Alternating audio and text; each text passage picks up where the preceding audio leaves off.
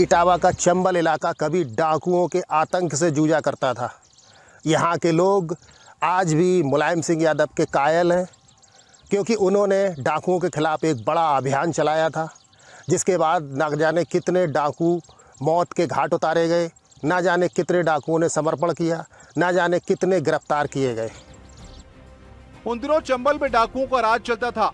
जानकार बताते हैं कि डकैत निर्भय गुर्जर का चंबल के बीहड़ों में काफी आतंक था।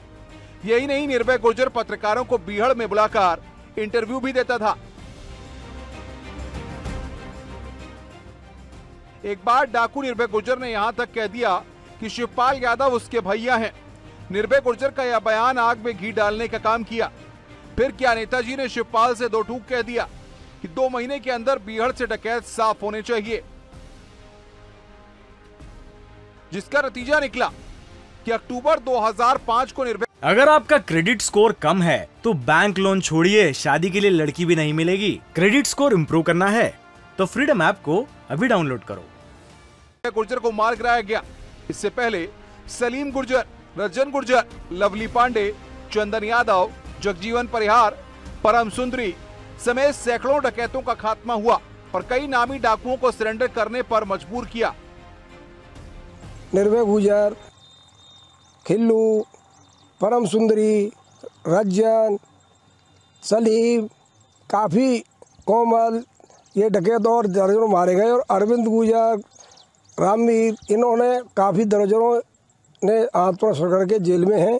और डाकुओं का अंत करने में माननीय नेताजी का बहुत बड़ा हाथ है। और चंबल में लोगों को शांति से रहने के लिए ये बहुत अच्छे अभियान चलाने का शुरुआत की थी। चंबल की घाटी से डकैतों को खात्मा करने में प्रशासन को काफी दिक्कतों का सामना करना पड़ता था, क्योंकि घाटी में सड़कों का अभाव था। मुलायम सिंह चंबल के कई गांवों में सरकार रहते हुए कनेक्टिविटी पर जोर देते रहे। जिस समय अभियान चल रहा था उस समय आवागमन के साधन पुलिस के साथ कम थे। सहसों, बिठौली, ये फूप हो मध्य प्रदेश होके जाया जाता था। फोर्स पहुंचने में विलम्ब होता था। फिर नेताजी ने उसका सड़कों का जाल बिछाया, जिससे पुलिस तुरंत अच्छी तरह पहुंच सके और डकैतों की मुहिम में सफलता पा सके। डकैतों के खिलाफ मुलायम सिंह का अभियान उनकी छवि को बदलने में काफी कारगर रहा, क्योंकि चंबल घाटी के गांव में डकैतों का आतंक करीब करीब खत्म हो चुका था।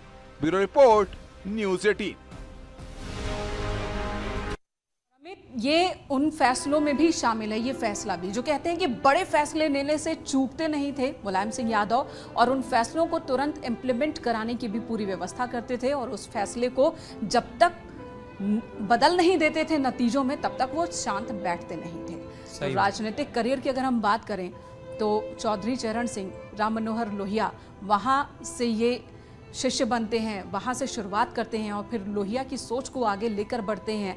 समाजवाद की आवाज़ उठाते हैं, पिछड़ों की आवाज़ उठाते हैं, उन्हें लामबंद करते हैं, एकजुट करते हैं और इस तरह से अपनी पार्टी को, समाजवादी पार्टी की आधारशिला रखते हैं और फिर उस पार्टी को इतना मजबूत बना देते हैं कि उस पार्टी का नाम केंद्र और प्रदेश की सत्ता में जब जब ज़रूरत पड़ी है उसका जिक्र होता है। और समाजवाद का विचार उनके भीतर कैसे पैदा हुआ ये समझना भी बहुत ज़रूरी है मेनका। जब वो सिर्फ 15 साल की उम्र में थे, उसी दौरान राम मनोहर लोहिया के नेतृत्व में नहरों में सिंचाई की कीमत बढ़ा दी गई थी। उसके खिलाफ एक बड़ा आंदोलन चलाया जा रहा था और उसमें मुलायम सिंह यादव ने बढ़ चढ़कर शिरकत की। उस समय कुछ समय के लिए वो जेल के भीतर भी गए। वहाँ से जब वो बाहर निकले तब उनके भीतर ये विचार और प्रबल होता चला गया कि मुझे समाजवाद की लड़ाई को आगे बढ़ाना है, मुझे लोगों की लड़ाई लड़ना है। और उसी की परख की नत्थू सिंह ने, जिन्होंने इनको अपना उत्तराधिकारी बनाया और फिर वहाँ से जिस विरासत को लेकर ये आगे बढ़ते चले गए। 1992 में समाजवादी पार्टी का गठन किया। समाजवादी पार्टी का धीरे धीरे करके विस्तार हुआ और एक समय ऐसा भी आया जब 2003 में समाजवादी पार्टी उत्तर प्रदेश की सबसे बड़ी पार्टी थी और 2003 से लेकर 2007 तक मुलायम सिंह यादव वो सरकार में मुख्यमंत्री रहे। तो समाजवादी पार्टी को नित्य निरंतर वो विस्तारित करते रहे, ये प्रयास उनका हमेशा ही रहा। और समाजवाद में पहली बार विधायक बने 28 साल की उम्र में और उसके बाद से 8 बार एमएलए, 1 बार एमएलसी, 7 बार एमपी बने, केंद्र और राज्य की सत्ता में रहे और जब नहीं भी रहे तब भी इनकी ज़रूरत प्रदेश को महसूस होती रही है और ये हमने देखा है। और यहाँ पर जिक्र करना ज़रूरी होगा अमित इस बात का भी कि 2 बार ऐसा भी मौका आया था जब कहा जा रहा था कि समाजवादी पार्टी का ये नेता प्रधानमंत्री देश का बन सकता है, 1996 और 98। हालांकि उस इसका भी एक किस्सा है। मुलायम सिंह यादव बार बार इस बात का जिक्र करते भी थे कि शरद यादव, लालू प्रसाद यादव की वजह से मैं प्रधानमंत्री नहीं बन पाया था। बिल्कुल, 96 का वो मसला है जिसका आप जिक्र कर रहे हैं। लगभग ये फैसला हो गया था कि मुलायम सिंह यादव और लालू प्रसाद यादव, ये 2 नाम पीएम की रेस में आगे चल रहे थे, लेकिन चारा घोटाले का दाग होने की वजह से लालू प्रसाद यादव इस रेस से बाहर हो गए। तब हुआ कि मुलायम सिंह यादव ही प्रधानमंत्री, इन्हें बनाया जाना चाहिए क्योंकि इनकी स्वीकार्यता हर तरफ है। लेकिन उस वक्त कहा जाता है कि लालू प्रसाद यादव की ओर से ही शायद यहाँ पर अड़चन खड़ी की गई और वो पीएम बनते बनते रह गए। लेकिन बात उससे भी बड़ी है और बात ये है कि उस दौरान एचडी देवगौड़ा जो कि प्रधानमंत्री बने और ये रक्षा मंत्री बने। आज की राजनीति में देवगौड़ा साहब कहाँ हैं? ये सवाल अपने आप में सही बात है। कई ऐसे लोग जो उस रेस में आगे निकल गए, आज की राजनीति में वो कहीं नहीं है, लेकिन मुलायम सिंह यादव आखिरी तक उनकी चर्चा होती रही, एक्टिव रहे। और उनका दिल कितना बड़ा था आप इससे समझिए कि वो शिकायत भी करते रहे, लेकिन लालू प्रसाद यादव, शरद यादव के साथ उनके आत्मीय संबंध भी रहे, बाद में पारिवारिक संबंध भी हुए। तो यही सब बातें हैं जो कि मुलायम सिंह यादव को नेताजी बनाती हैं, एक महानायक, एक महानेता बनाती हैं। और आज उन्हीं बातों को लोग याद कर रहे हैं। एक बार फिर से अमित गंजू के पास चलते हैं।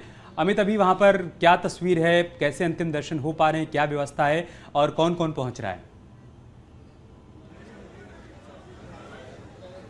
देखिए, अगर बात की जाए नेताजी के कद का कोई दूसरा नेता नहीं है, उसकी बानगी